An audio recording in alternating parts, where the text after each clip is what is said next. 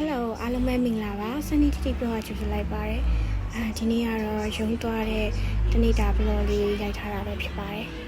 ဒါကတော့ ferry စောင့်နေရပါတော့ ferry မလာသေးလို့ outfit check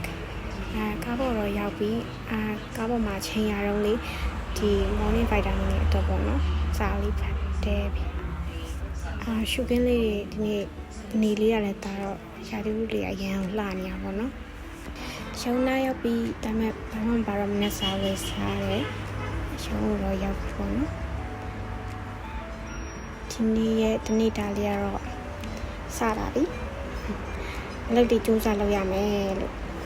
ဆုံးဖြတ်ထားရပါတော့ဒါကတော့ဝင်ပေါက်မှနေပြီးတော့ကိုယ့်ရဲ့ ID ကတ်နဲ့ဖြတ်ပြီးဝင်ရတာပေါ့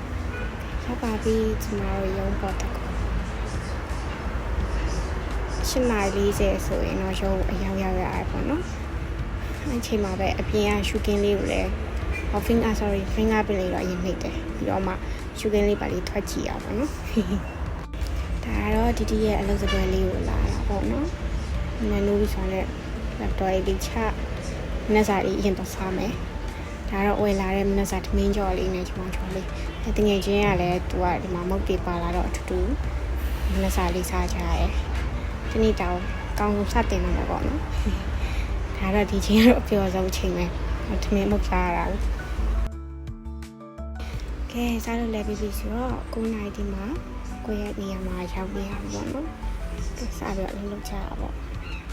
ဟုတ်ဂျားရရချင်းလေးနောက်မှတပင်းမယ်နော်ကိုတော့4နာရီခွဲလို့ရုံးစင်ပါပြီးတက်